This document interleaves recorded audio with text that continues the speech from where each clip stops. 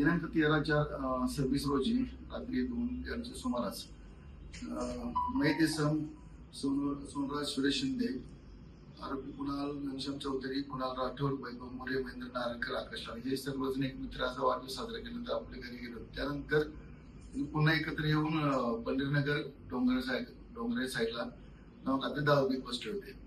सदर यांच्यामध्ये आपापसामध्ये जुन्या भांडणाचा राग मयत इसम आहे सोनराज शिंदे तसेच कुणाल चौधरी यांच्यामध्ये जुन्या भांडणाचा राग होता. घराच्या समोर शिडी लावली होती, शिडीवर त्याचा पूर्वी वाद झाला होता.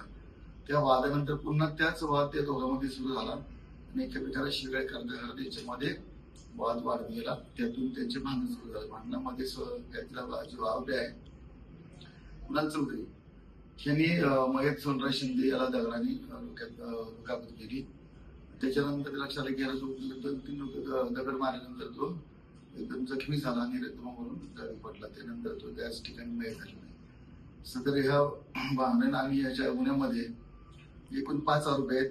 कुणाल चौधरी, कुणाल राठोड, वैभव मोरे, महेंद्र नारायणकर, आकाश राणे असे 5 आरोपी आहेत.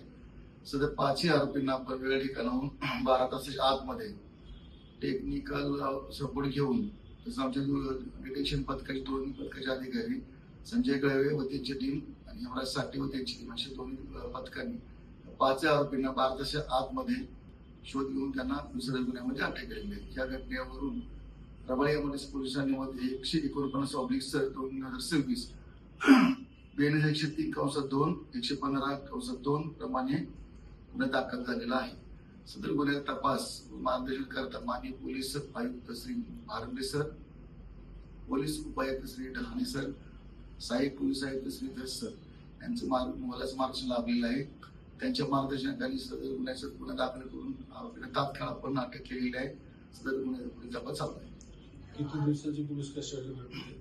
सर्व आरोपींना 18 तारखेपर्यंत पोलीस कस्टडी मिळालेली आहे.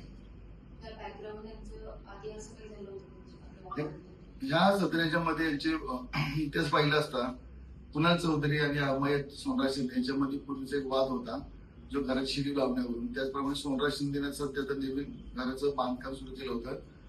ते बांधकाम पण कुणाल चौधरी याचं मत होतं की ते बांधकाम मला मिळालं पाहिजे होतं, ते त्याला दिले नसल्यामुळे दोघांमध्ये आपसात वाद होता. त्यानंतर एकत्र दारू पिताना त्यांचा पोलीचा वाद उफाळा निघाला. त्याच्यामध्ये दोघांमध्ये मारामारी होऊन त्यानंतर मयत सोनराज शिंदे हा दगड मारून त्यांच्या जागीच ठार केले जाईल.